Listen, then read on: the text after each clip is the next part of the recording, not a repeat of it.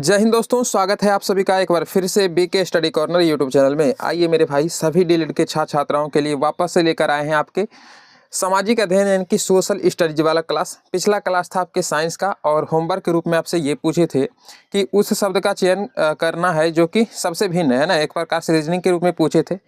तो काफ़ी सारे लोगों ने सही जवाब दिया भी है। इनमें सबसे भिन्न क्या हो जाएगा, कहिएगा सर दस्त इनमें सबसे भिन्न है। चूँकि आप दिमाग लगा रहे होंगे कि स्कर्वी जो है, कहिएगा सर ये विटामिन सी की कमी से होता है, और घेंघा जो है सर ये जो है आयोडीन की कमी से होता है ना। ये किसकी कमी से होता है, तो कहिएगा सर आयोडीन की कमी से होता है। एनीमिया जो है ये आयरन की कमी से होता है, आयरन की कमी से, है ना। तो ये तीनों रोग जो है ये किसी न किसी चीज़ की कमी के कारण होता है। लेकिन दस्त जो है ये आप दूषित पानी वगैरह हो गया, या फिर गंदा भोजन खा लिए, या फिर कोई उल्टा पुल्टा दवा वगैरह का सेवन कर लिए, तब जा करके ये दस्त वाला जो है स्टेज आता है, समझ रहे हैं ना। तो ये किसी की कमी के कारण नहीं होता है, इसलिए सबसे अलग है। तो सबसे भिन्न चुनने के लिए यहाँ पर कह रहा था, तो करेक्ट आंसर डी हो जाएगा। सही आंसर करने वाले में से है प्रिया, दीप रानी, निकेश, रंजीत, इसके अलावा अंकिता, रोशनी और अंशु। ठीक है, तो चलिए आप सभी का नाम ले लिए और यहाँ से अब करते हैं हम लोग प्रैक्टिस सेट स्टार्ट। तो शुरू कीजिए। पहला क्वेश्चन सोशल स्टडी से कह रहा है कि रूस जापान युद्ध कब हुआ था, बताइएगा मेरे भाई। रूस जापान युद्ध कब हुआ था? तो रूस जापान का युद्ध 1904 से लेकर के 1905 तक में होता है। तो यहाँ पर करेक्ट आंसर हो जाएगा सटीक वाला ऑप्शन बी, कहिएगा सर 1905 में हुआ था। रूस जापान का जब युद्ध हुआ था इसमें जीता कौन था, तो कहिएगा सर जापान का जो है जीत हुई थी, जापान की जीत हुई थी। और मंचूरिया और जो है कि कोरिया पर इनको अधिकार मिला था, है ना। मंचूरिया और कोरिया पर इनको अधिकार मिल गया था जापान को। तो करेक्ट आंसर यहाँ पर बी हो जाएगा। ध्यान रखिएगा, रूस जापान का युद्ध कब होता है, 1905 में होता है। और जीतता कौन है, तो कहिएगा सर जापान जीतता है। ठीक है ना, तो इतना ध्यान रखिएगा। अगले क्वेश्चन पर आइए। देखिए यहाँ पर आपसे क्या पूछ रहा है, कहता है हुमायूं को किस लड़ाई में पराजय के बाद जो है भारत से भागना पड़ गया था, बताइए। हुमायूं को किस लड़ाई में पराजय के बाद भारत से भागना पड़ गया था, बताइएगा। थोड़ा सा इसको और छोटा कर लेते हैं। तो भाई मेरे इसका करेक्ट आंसर क्या हो जाएगा, कहिएगा सर कन्नौज का युद्ध। देखिए कन्नौज के युद्ध को ही कभी कभी लोग चौसा का भी युद्ध कह देते हैं, लेकिन ध्यान रखिएगा चौसा का युद्ध कब होता है। चौसा का युद्ध होता है मेरे भाई 1539 ईस्वी में। ध्यान रखिएगा चौसा का युद्ध होता है 1539 ईस्वी में। ये भी किसके किसके बीच होता है, तो हुमायूं और शेरशाह सूरी के बीच होता है। ठीक है, और कन्नौज का युद्ध कब होता है, तो ये होता है 1540 ईस्वी में, इसके एक साल बाद। ठीक है, ये भी उसी के बीच होता है, हुमायूं और शेरशाह सूरी के बीच। लास्ट का युद्ध कौन था, तो कन्नौज का युद्ध ही था, जिसमें कि हुमायूं की फिर से हार हो गई। दोनों स्थिति में क्या हुआ था, शेरशाह सूरी जीत जाती है और हुमायूं हार जाते हैं। तो लास्ट में कन्नौज के युद्ध में हारने के बाद हुमायूं जो है ये जो है अपना साम्राज्य छोड़ करके चले जाते हैं, और शेरशाह सूरी जो है अपना साम्राज्य दिल्ली में स्थापित करता है, सूरी वंश का स्थापना करता है। समझ रहे हैं ना। तो करेक्ट आंसर क्या हो जाएगा, यहाँ पर डी हो जाएगा। कह रहा है हुमायूं जो है इसको किस लड़ाई में पराजय के बाद जो है भारत से भागना पड़ गया। तो लास्ट में कौन सा लड़ा गया था, तो कहिएगा सर कन्नौज का युद्ध 1540 ईस्वी में। करेक्ट आंसर क्या हो जाएगा, डी हो जाएगा। ध्यान रखिएगा। ठीक है, चलें अगले क्वेश्चन पर आइए। यहाँ पर देखिए पूछ रहा है कि किस बजट में किसान टीवी की घोषणा की गई थी, बताइए। कौन सा वो बजट था जिसमें कि किसान टीवी की घोषणा की गई थी। तो देखिए मेरे भाई, कहेगा सर यहाँ पर करेक्ट आंसर हो जाएगा 2014 से 15 वाला जो है कि ये बजट होता है। और कब ये पेश होता है बजट, तो कहिएगा सर 28 फरवरी, थोड़ा सा डेट याद रख लीजिए अगर हो सके तो। 28 फरवरी 2014 को ये पेश होता है।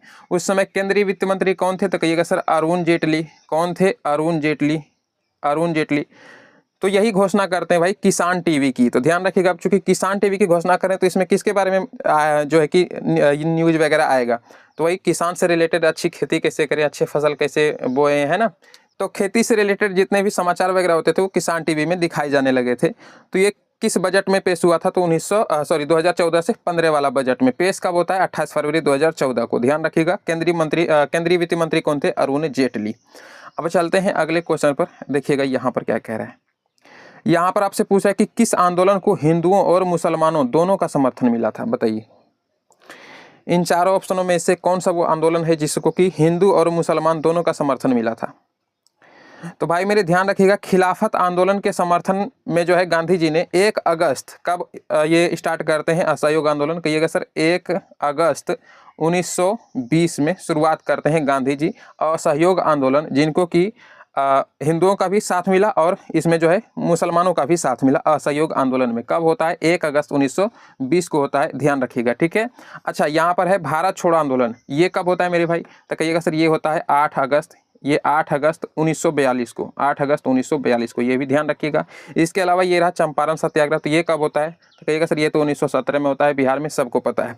यहाँ पर चंपारण सत्याग्रह से रिलेटेड थोड़ा सा एक बात ध्यान रखिएगा, कई बार सवाल पूछा जाता है कि गांधी जी का पहला आंदोलन कौन सा था? तो ध्यान रखिएगा, हमारे देश से बाहर दक्षिण अफ्रीका के जोहान्सबर्ग में 1906 में वो लड़े थे, है ना, एक उसका सत्याग्रह था, ये गांधी जी का सबसे पहला सत्याग्रह था। लेकिन यदि पूछे भारत में सबसे पहला सत्याग्रह गांधी जी का कौन सा था, तो यही चंपारण सत्याग्रह 1917 वाला, जो कि सफल भी हो गया। और इनके सफल होने के बाद रविन्द्रनाथ टैगोर ने इसको महात्मा की उपाधि दी थी। तो ये सवाल भी पूछा जाता है कि महात्मा गांधी को महात्मा की उपाधि किसने दी? तो रविंद्रनाथ टैगोर ने। और किस में दिया? तो 1917 में चंपारण सत्याग्रह के दौरान दिया था, यानी उसके सफल होने के बाद। तो इन सारे पॉइंट को ध्यान रखिएगा। हिंदुओं मुसलमान दोनों का समर्थन किस जो है कि किस आंदोलन में मिलता है? तो असहयोग आंदोलन में। ध्यान रखिएगा। करेक्ट आंसर यहाँ पर क्या हो जाएगा? कहिएगा सर ऑप्शन ए बिल्कुल सही जवाब हो जाएगा। चलिए अगले क्वेश्चन पर आइए। देखिए यहाँ पर क्या कह रहा है, यहाँ पर कह रहा है कि अंग्रेजी को शिक्षा का माध्यम बनाने का मैकाले का विचार किस गवर्नर जनरल ने स्वीकार किया था? सबसे पहले तो यही ध्यान रखिएगा कि अंग्रेजी को शिक्षा का माध्यम बनाने का विचार जो है ये किसका था? तो कहिएगा सर मैकाले का था। अब इसको स्वीकार किस गवर्नर जनरल ने किया था, यही ये पूछ रहा है। तो भाई मेरे ध्यान रखिएगा, वो गवर्नर जनरल कौन थे? Lord William Bentinck. Correct answer हो जाएगा ऑप्शन डी। हो सकता है आपसे डेट पूछा जाए कि किस तारीख को स्वीकार किया था, तो 7 मार्च। ध्यान रखिएगा 7 मार्च 1835। यदि आपको 7 मार्च एग्जैक्ट डेट याद नहीं रहता है तो 1835 बस ध्यान रख लीजिएगा, ठीक है। करेक्ट आंसर यहाँ पर हो जाएगा ऑप्शन डी। आइए अगले क्वेश्चन पर। देखिए यहाँ पर आपसे पूछ रहा है कि भारत के उत्तरी मैदानों के वृहद क्षेत्र में प्रसारित मृदा है, यानी कि भारत के उत्तरी मैदानों में कौन सी मृदा का सबसे ज्यादा प्रसार है, प्रचार नहीं बोलेंगे, प्रसार यानी फैला हुआ है। तो भाई मेरे करेक्ट आंसर क्या होगा? कहिएगा सर जलोढ़ मृदा। किस ऑप्शन में है मेरे भाई? यहाँ पर डी में दे रखा है। देखिए आपको मैप के थ्रू से थोड़ा सा समझाते हैं। ये जो है हमारा भारत है ना, कुछ इस प्रकार से हमारा भारत है। अरे क्या बन गया, एक बार फिर से बनाते हैं। तो देखिएगा कुछ इस प्रकार से भारत है, नॉर्मल हम बना लेते हैं बस, ठीक है। ये ज़्यादा डिटेल में नहीं बनाएंगे। ये देखिएगा जैसे ये भारत है, तो भारत को 6 भौतिक विभागों में जो है बांटा गया है। किसमें किसमें? तो ऊपर जो है मेरे भाई ये क्या है? कहिएगा सर ये हिमालय पर्वतमाला आ जाता है, यहाँ से लेकर के यहाँ तक का एरिया। तो ये हो गया हिमालय पर्वतमाला। इधर जो राजस्थान का एरिया पड़ता है इसको मरुस्थल भाग में बांट दिया गया है। इधर जो पड़ता है ये वाला भाग यही पड़ता है मेरे भाई, क्या कहिएगा सर? यही है उत्तर भारत का विशाल मैदान, जो कि क्वेश्चन में कह रहा है। यहाँ पर कौन सी मृदा का सबसे ज़्यादा प्रसार है? तो कहिएगा सर जलोढ़ मृदा का, ठीक है। उसके बाद कौन सा है? तो ये है प्रायद्वीपीय पठार। इधर बीच वाला जो भाग पड़ता है उसको प्रायद्वीपीय पठार कहते हैं। ये लास्ट वाला जो एरिया पड़ता है दोनों तरफ, इसको कहते हैं तटीय मैदान। तो ये हो गया पश्चिमी तटीय मैदान और ये हो गया पूर्वी तटीय मैदान। उसके अलावा 5 हो गए टोटली, और लास्ट में एक बचता है यहाँ पर, ये हो गया हमारा ये लक्षद्वीप, और इधर हो गया अंडमान निकोबार। तो द्वीप समूह भी एक है। तो कुल मिलाकर के कितने भौतिक विभागों में बांटा गया है? कहिएगा सर 6 भौतिक विभागों में। हिमालय पर्वत हो गया, मरुस्थल हो गया, उत्तर भारत का विशाल मैदान 3 हो गया, उसके बाद प्रायद्वीपीय पठार 4 हो गया, ये फिर तटीय मैदान 5 हो गया, और लास्ट में ये द्वीप समूह 6 हो गया, ठीक है। तो इतना सब बस आप ध्यान रखिएगा। सवाल पूछ रहा है यहाँ पर उत्तरी जो है कि मैदान से, है ना, जो उत्तर भारत का विशाल मैदान है। मैप क्यों हम डिलीट कर दिए? तो कुछ इस प्रकार से चलिए बना देते हैं नॉर्मल। यहाँ पर जो उत्तर भारत का विशाल मैदान जो फैला हुआ है उसमें किस मृदा का सबसे ज़्यादा फैलाव है? तो कहिएगा सर जलोढ़ मृदा का। ध्यान रखिएगा। अब यहाँ पर एक बात और आप ध्यान रखिएगा कि जलोढ़ मृदा से रिलेटेड क्वेश्चन पूछा जाता है कि पुरानी जलोढ़ मृदा को क्या कहा जाता है? कहिएगा सर बांगर। ये शब्द आप जरूर ध्यान रखिएगा, ठीक है। पुरानी जलोढ़ मृदा को बांगर। इसमें उपजाऊ जो है उतना कम होता है, उतना ज़्यादा नहीं होता है, इसकी जो कंकड़ वगैरह होता है इसमें थोड़ा ज़्यादा होता है। और नई जो जलोढ़ मृदा है उसको हम खादर कहते हैं। क्या बोलते हैं? खादर। तो ये सवाल ज़्यादातर बांगर वाला पूछा गया है, ठीक है। लेकिन दोनों आप ध्यान रखिएगा, बांगर और खादर ध्यान रखिएगा। पुरानी जलोढ़ मृदा को बांगर और नई जलोढ़ मृदा को खादर कहा जाता है। अच्छा, जलोढ़ मृदा में किस प्रकार का फसल उगता है? तो जैसे चावल, गेहूँ, गन्ना हो गया, तंबाकू हो गया, जूट, मक्का हो गया, है ना। इसके अलावा सब्जी, फल वगैरह होता है, यानी कि खाने पीने वाला जितना सामान है लगभग जलोढ़ मृदा में ही उगते हैं। तो ध्यान रखिएगा, करेक्ट आंसर यहाँ पर ऑप्शन डी हो जाएगा, ठीक है। चलिए अब आते हैं हम लोग अगले क्वेश्चन पर। यहाँ पर आपसे पूछ रहा है कि जैन परंपरा के अनुसार प्रथम तीर्थकार कौन थे? बहुत अच्छा क्वेश्चन, बताइएगा।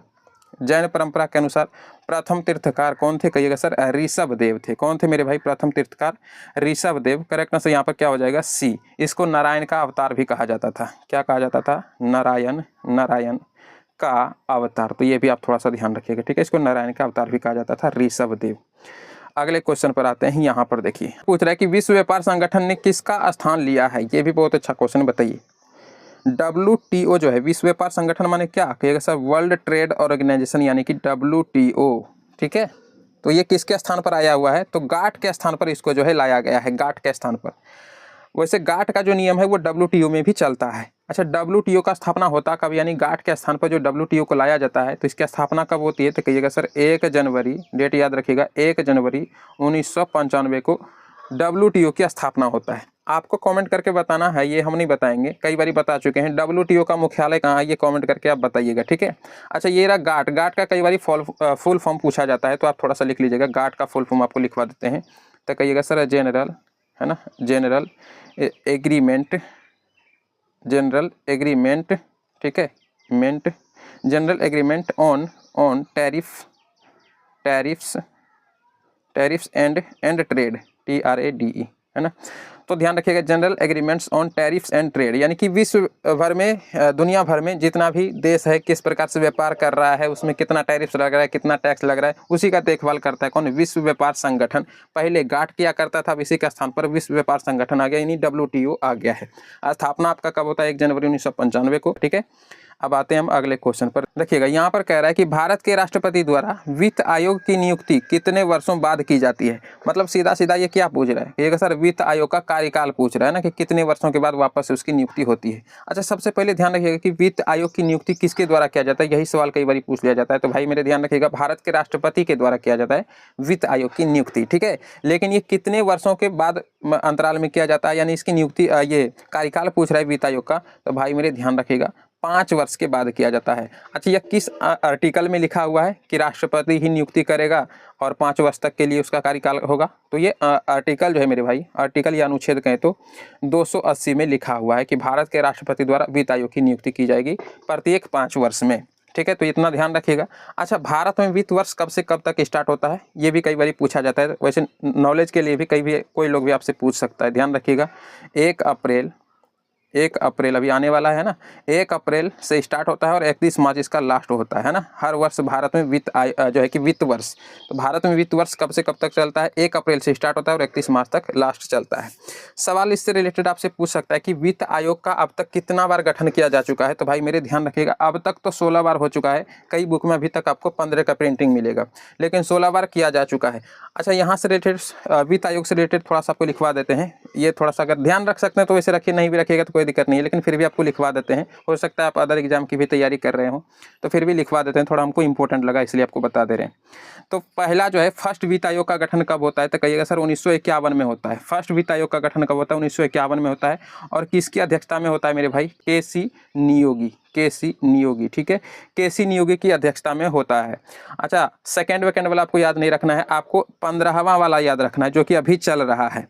15वां वाला कब होता है, 2020 से लेकर के 2025 तक का इसका कार्यकाल रहता है। और ये किसकी अध्यक्षता में होता है, तो कहिएगा सर ये होता है NK सिंह की अध्यक्षता में होता है। अच्छा, अभी लेटेस्ट वाला जो 16वां हुआ है, ये कब हुआ है, तो ये हो गया है, इसकी जो है कि गठन इसका हो गया है दिसंबर 2023 में ही हो चुका है। ध्यान रखिएगा, 2023 में ही, आप सोच सकते हैं 2023 में इसका गठन हो चुका है। और ये 2023 वाला किसके अध्यक्षता में हुआ है, तो अरविंद पनगढ़िया, ध्यान रखिएगा, किसके, डॉक्टर अरविंद पनगढ़िया का नाम आप लोग सुने होंगे, डॉक्टर अरविंद पनगढ़िया, क्या लिख दिए, पनगढ़िया, इसके कार्यकाल में इसकी अध्यक्षता में जो है 16वां वित्त आयोग का गठन दिसंबर 2023 में ही हुआ है। लेकिन इसका जो है सिफारिश कब से स्टार्ट होगा, तो ये स्टार्ट होगा वही नया वित्त वर्ष जो अभी आने वाला है 1 अप्रैल, है ना, 1 अप्रैल 2026 से इनका शुरुआत होगा। इसलिए बुक में कभी कोई प्रिंटिंग जो मिल रहा है वो अभी तक 15 वाला ही मिल रहा है। लेकिन अगर आपको एग्जाम में आए तब तक तो आराम से आप 16वां जो कि 16 वित्त आयोग लगा सकते हैं, ठीक है ना। तो ध्यान रखिएगा, अगर पूछा जाए कि कितने वित्त आयोग का गठन अभी तक किया जा चुका है तो आप 16 लगाइएगा, ठीक है ना। तो करेक्ट आंसर यहाँ पर क्या हो जाएगा, कितने वर्षों तक जो है इसका होता है कार्यकाल, तो 5 वर्ष तक होता है, ये आप ध्यान रख करके चलिएगा। अब आते हैं अगले क्वेश्चन पर, यहाँ पर समझिए, कह रहा है कि प्रथम अंतर्राष्ट्रीय योग दिवस मनाया गया था कब, पहली बार अंतर्राष्ट्रीय योग दिवस कब मनाया गया था। तो भाई मेरे इसका मनाया जाना कब से शुरू होता है, कहिएगा सर 21 जून 2015 को पहली बार मनाया गया। और यदि आपसे सवाल पूछा जाए कि अंतर्राष्ट्रीय योग दिवस हर वर्ष किस तारीख को मनाया जाता है, तो नॉर्मल आप ध्यान रखिएगा 21 जून को मनाया जाता है, ध्यान रहेगा ना। लेकिन पहली बार कब मनाया गया, तो 21 जून 2015 को। करेक्ट आंसर बी हो जाएगा। अगले क्वेश्चन पर आते हैं। अब देखिए यहाँ पर क्या पूछ रहा है, इसको वापस थोड़ा सा छोटा करेंगे। कह रहा है कि किसी उच्च न्यायालय के न्यायाधीश की पेंशन प्रभारित की जाती है, बताइए। कोई उच्च न्यायालय का जो न्यायाधीश है उसका पेंशन प्रभारित किया जाता है किसके द्वारा, तो भाई मेरे ध्यान रखिएगा, पेंशन जो प्रभावित किया जाता है वो भारत के संचित निधि से उनको पेंशन दिया जाता है। पेंशन किसको कहता है, माने रिटायरमेंट, यानी रिटायर होने के बाद जो उसको रिटायरमेंट मिलता है वो भारत के संचित निधि से मिलता है। लेकिन यदि आपसे सवाल पूछा जाए कि जो उच्च न्यायालय है, किसी भी स्टेट का जो उच्च न्यायालय है, उसके न्यायाधीश को जो है वेतन और भत्ता कहाँ से मिलता है, वेतन यानी कि जो उसका ये पेंशन नहीं बोलेंगे, वेतन यानी कि उसका जो सैलरी होता है ना, वेतन या फिर भत्ता जो मिलता है वो कहाँ से मिलता है, तो भाई मेरे राज्य के संचित निधि से मिलता है। ठीक है, राज्य के संचित निधि से, यहाँ पर हम एरो लगा देते हैं, राज्य के संचित निधि से वेतन और भत्ता मिलता है किसी भी हाई कोर्ट के न्यायाधीश को। लेकिन यदि पेंशन की बात कहा जाए तो ध्यान रखिएगा भारत के संचित निधि से मिलता है। सवाल यहाँ पर पेंशन वाला था तो भारत के संचित निधि, करेक्ट आंसर डी हो जाएगा। याद रहेगा ना, ये बहुत इंपॉर्टेंट क्वेश्चन है, ध्यान रख करके चलिएगा। ठीक है, भारत के संचित निधि से, यानी कि जो उसको पेंशन मिलता है वो केंद्र से मिलता है ना, और जो राज्य की सरकार होती है वो उसको वेतन और भत्ता देता है। तो ये ध्यान रख करके चलिएगा। अगले क्वेश्चन पर आइए, देखिएगा यहाँ पर कह रहा है कि लोनी और क्षारी मृदा का भारत में एक और नाम क्या है। लोनी और क्षारी मृदा जो है भारत में इसको एक और नाम से जाना जाता है, कहिएगा सर कल्लर के नाम से जानता है। कल्लर ना मिल करके कहीं कहीं पे ऑप्शन में आपको ऊसर भी मिलेगा। तो लोनी और क्षारी मृदा को भारत में कल्लर या फिर ऊसर के नाम से जाना जाता है, ये ध्यान रखिएगा। अच्छा, यहाँ पर देखिए आप ऑप्शन में रेगुर मृदा आपको मिल रहा है। रेगुर मृदा का ही एक और नाम है काली मृदा, आप लोग पढ़े होंगे। काली मृदा का ही नाम है रेगुर मृदा। काली मृदा जो है इसमें सर्वाधिक ये किसके लिए उपयुक्त मानी जाती है, तो कपास के उत्पादन के लिए। सवाल डायरेक्ट पूछा जाता है कि कपास के उत्पादन के लिए उपयुक्त मिट्टी कौन सी होती है, तो कहिएगा सर काली, या फिर ऑप्शन में आपको रेगुर मिलेगा। ध्यान रखिएगा, करेक्ट आंसर क से कपास, क से काली, ध्यान रखिएगा। ठीक है, या फिर रेगुर इसी को कहा जाता है।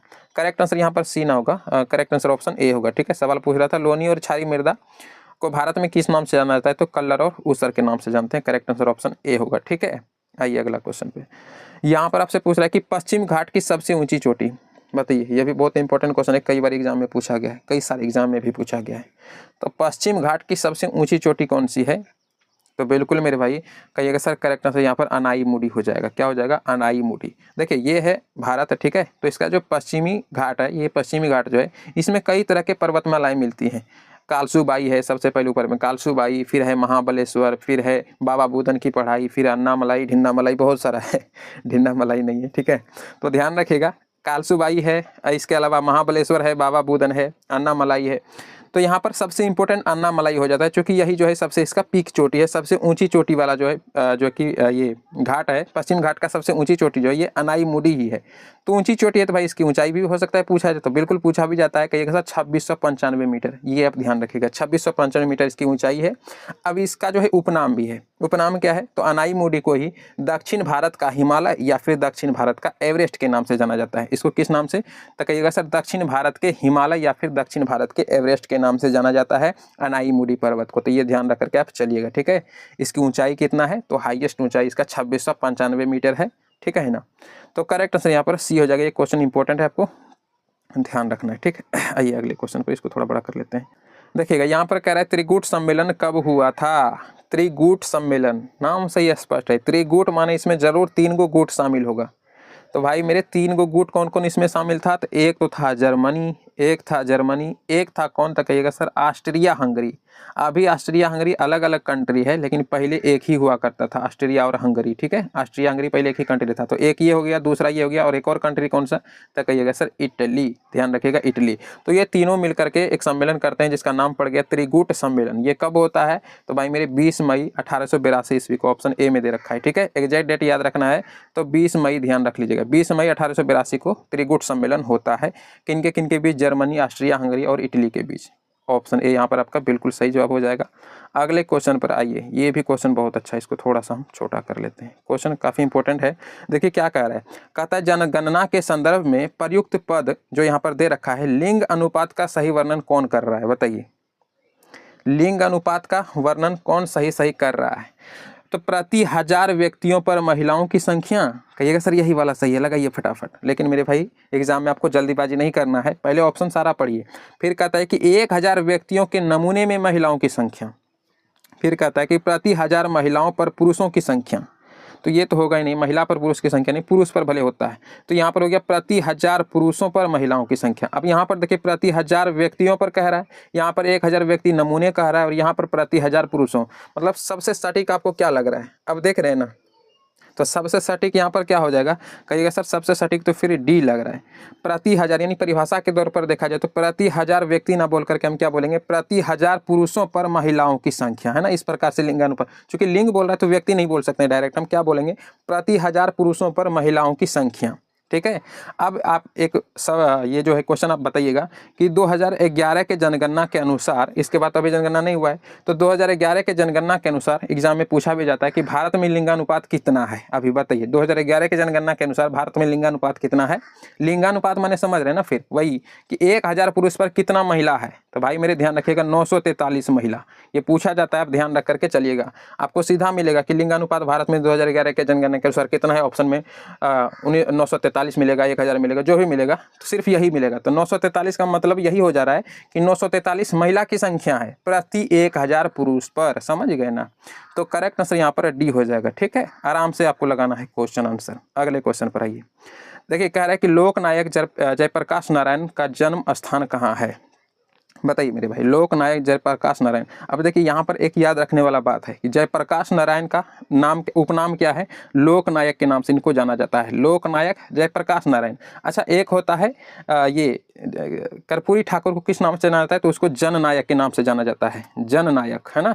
तो पूछा जाए जननायक तक कर्पूरी ठाकुर और लोकनायक तक जयप्रकाश नारायण, दोनों में काफी कंफ्यूजन होता है स्टूडेंट को, दोनों ध्यान रख करके चलिएगा, ठीक है। जननायक कर्पूरी ठाकुर, लोकनायक जयप्रकाश नारायण। पूछा भाई बताइए जयप्रकाश नारायण का जन्म स्थान कहाँ है। तो देखिए इसका जन्म स्थान कहाँ है, तो कहिएगा सर सिताब दियारा। ये सिताब दियारा कहाँ पड़ता है मेरे भाई, थोड़ा सा इसको भी ध्यान रखिएगा आप। तो ये पड़ता है बिहार में तो पड़ता ही है। इसके अलावा कौन सी डिस्ट्रिक्ट में, कहिएगा सर सारण डिस्ट्रिक्ट में। बिहार के सारण डिस्ट्रिक्ट में सिताब दियारा गांव में जयप्रकाश नारायण जी का जन्म होता है। कब होता है, तो ये भी थोड़ा सा इंपॉर्टेंट बन जाता है, डेट भी कई बार पूछा जाता है। तो 1902 ईस्वी में होता है। तो इतना पॉइंट आप ध्यान रखिएगा, ठीक है। बाकी लोकनायक के नाम से जयप्रकाश नारायण को जानते हैं और जननायक के नाम से कर्पूरी ठाकुर, ठीक है। जननायक कर्पूरी ठाकुर और लोकनायक जयप्रकाश। ये देखिए हम कितना बार दोहरा रहे हैं इस बात को, इंपॉर्टेंट है मेरे भाई, ये इसमें कन्फ्यूजन होता है स्टूडेंट को, इसलिए हम 2-4 बार दोहरा चुके हैं कि याद रहे, आपको याद रखिएगा। अगले क्वेश्चन पर आइए। देखिए यहाँ पर क्या पूछ रहा है कहता है कि भारत के राष्ट्रपति आपातकाल की घोषणा कर सकते हैं यदि आप ऑप्शन पढ़िए, युद्ध या युद्ध का भय हो तब, या फिर संविधान का संगठन समाप्त हो जाए या फिर एंड हो जाए, है ना, या फिर वित्तीय अस्थिरता आए, या इनमें तीनों सभी, यानी इनमें तीनों में से कोई भी किसी भी स्थिति में लगा सकता है। तो बिल्कुल यहाँ पर करेक्ट आंसर हो जाएगा ऑप्शन डी, कहिएगा सर तीनों ही स्थिति में जो है राष्ट्रपति जो है आपातकाल की घोषणा कर सकते हैं। अच्छा यहाँ पर आर्टिकल थोड़ा सा आप ध्यान रखिएगा कि यदि युद्ध या फिर युद्ध का भय हो तो किस आर्टिकल के तहत जो है आपातकाल की घोषणा करेगा, तो कहिएगा सर 352। इससे रिलेटेड ध्यान रखिएगा, आर्टिकल 352 के तहत कर सकता है आपातकाल की घोषणा। संविधान का जब संगठन समाप्त हो तो किसके तहत कर सकता है, तो कहिएगा सर 356। और वित्तीय अस्थिरता आए तो ये किसके तहत कर सकता है, 360 अनुच्छेद 360 के तहत जो है आपातकाल की घोषणा कर सकता है। तो तीनों पॉइंट को आप ध्यान रखिएगा, बाकी तीनों ही स्थिति में कर सकता है। तो करेक्ट आंसर यहाँ पर डी हो जाएगा, ठीक है। आइए अगले क्वेश्चन पर। यहाँ पर देखिए क्या पूछ रहा, कहता है पूर्व वैदिक काल का विस्तार था कब से कब तक, बताइए। पूर्व वैदिक काल का विस्तार कब से कब तक था। तो भाई मेरे क्या करेक्ट आंसर हो जाएगा इसका, तो बिल्कुल कहिएगा सर यहाँ पर करेक्ट आंसर ऑप्शन बी हो जाएगा, ऑप्शन बी हो जाएगा। 1500 ईसा पूर्व से लेकर के 1000 ईसा पूर्व तक के काल को पूर्व वैदिक काल के नाम से जानते हैं। यहाँ पर थोड़ा सा आपको एक चीज़ लिखवाते हैं, आप ध्यान रखिएगा कि जो वैदिक काल है हमारा, क्या कहिएगा सर वैदिक काल, इसको 2 भागों में बांटा गया है। एक तो बांटा गया है मेरे भाई ऋग वैदिक काल में, और दूसरा बांटा गया है किस काल में, तो कहिएगा सर उत्तर वैदिक काल में, उत्तर वैदिक काल में। तो जो ऋग वैदिक का कार्यकाल है ये कब से कब तक का है, मतलब समय जो बांटा गया है, कार्यकाल नहीं बोल सकते, हाँ बोल सकते हैं वैसे नॉर्मली समझिए ना किस समय। तो 1500 ईसा पूर्व से लेकर के 1000 ईसा पूर्व तक के जो काल हैं उसको बोला जाता है ऋग वैदिक काल, ठीक है। ईसा पूर्व आप बोल सकते हैं। और जो उत्तर वैदिक काल है ये उसके बाद का 1000 ईसा पूर्व से लेकर के कब तक का, तो कहिएगा सर 600 ईसा पूर्व तक के काल को क्या कहा जाता है, उत्तर वैदिक काल। उत्तर वैदिक काल माने लास्ट वाला, है ना, उत्तर माने होता है बाद में, उत्तर माने बाद में वाला। तो उत्तर वैदिक काल जो है इसका कब से कब तक का समय को बांटा गया है, तो 1000 ईसा पूर्व से लेकर के 600 ईसा पूर्व वाला। लेकिन सवाल देखिए क्या कह रहा है, कहता है पूर्व वैदिक काल बताओ, तो ये तो उत्तर वाला है, पूर्व माने इससे पहले वाला, तो पूर्व वैदिक काल मैंने क्या हो गया, मैंने ऋग वैदिक काल का जो पूछ रहा है समय कब से कब तक था, इसका विस्तार कब से कब तक था, तो 1500 ईसा पूर्व से लेकर के 1000 ईसा पूर्व। आपको बताया ना ऑप्शन कौन सा करेक्ट आंसर हो जाएगा, कहिएगा सर ऑप्शन बी हो जाएगा। ठीक है, ये दोनों आप ध्यान रखिएगा, यहाँ पर तो ऋग वाला पूछा था आपसे, ये भी पूछ सकता है। ठीक है ना, तो करेक्ट आंसर ऑप्शन बी हो जाएगा। अब आइए मेरे भाई अगले क्वेश्चन पर। देखिए यहाँ पर पूछता है कि निम्नलिखित में कौन अपने आप को दूसरा सिकंदर कहता था। क्या मस्त क्वेश्चन है, दूसरा सिकंदर कहता था भाई, कौन था वो, तो बिल्कुल कहिएगा सर वो तो अलाउद्दीन खिलजी था ना। अलाउद्दीन खिलजी खुद को दूसरा सिकंदर बताता था और इसने खुद ही अपना एक उपनाम धारण कर लिया था। कहिएगा सर सिकंदर ए सानी। सिकंदर ए सानी तो एग्जाम में पूछा भी जाता है, सिकंदर ए सानी के नाम से किन्हें जाना जाता है, तो सिकंदर ए सानी के नाम से अलाउद्दीन खिलजी को जानते हैं, ये अपने आप को दूसरा सिकंदर बताते थे, है ना। तो ये उपाधि धारण कर लिया था सिकंदर ए सानी। करेक्ट आंसर यहाँ पर हो जाएगा ऑप्शन ए। ठीक है, लास्ट क्वेश्चन देखिए मेरे भाई, ये भी क्वेश्चन काफ़ी अच्छा है, एग्जाम में पूछा जाता है। कहता है भारत का राष्ट्रीय कैलेंडर आधारित है किसके ऊपर, ग्रेगोरियन कैलेंडर पर आधारित है, हिजरी संवत पर, या शक संवत, या इनमें से कोई नहीं। तो अच्छा क्वेश्चन है, याद रखिएगा हमारा जो कैलेंडर है, भारतीय कैलेंडर जो है हमारा राष्ट्रीय कैलेंडर, वो शक संवत पर आधारित है। करेक्ट आंसर यहाँ पर सी हो जाएगा। अच्छा, भारतीय संविधान ने शक संवत को कितने तारीख को है अपनाया था, ये पूछा जाता है कई बार, तो ध्यान रखिएगा 22 मार्च। भारतीय संविधान द्वारा शक संवत को राष्ट्रीय कैलेंडर के रूप में कब अपनाता है, तो भाई मेरे 22 मार्च 1957 को अपनाता है। तो ये डेट थोड़ा सा ध्यान रखिएगा, इससे रिलेटेड इंपॉर्टेंट हो जाएगा, ये डेट आपको ध्यान में रख करके चलना है। बाकी करेक्ट आंसर यहाँ पर ऑप्शन सी हो जाएगा। अच्छा, लास्ट में आप सभी से ये होमवर्क के रूप में बताना है आपको कि चिपको आंदोलन का मुख्य उद्देश्य क्या था, ये आपको कमेंट करके बताना है। वृक्षों को बचाना इसका उद्देश्य था, या वनों की कटाई, या फिर सिंचाई, या साक्षरता, तो बताना है आप सभी को चिपको आंदोलन का मुख्य उद्देश्य क्या था, कॉमेंट करके बताना है। तो पिछला क्लास नहीं देखें, डिस्क्रिप्शन में प्लेलिस्ट का लिंक मिल जाएगा आपको, या फिर टेलीग्राम चैनल को जरूर से ज्वाइन कर लीजिएगा, वहाँ पर फ्री में आपको PDF मिल जाता है। पिन कमेंट में भी टेलीग्राम चैनल का लिंक दे दिए हैं। ठीक है, मिलते हैं आपसे अगली क्लास में, तब तक के लिए जय हिंद मेरे भाई।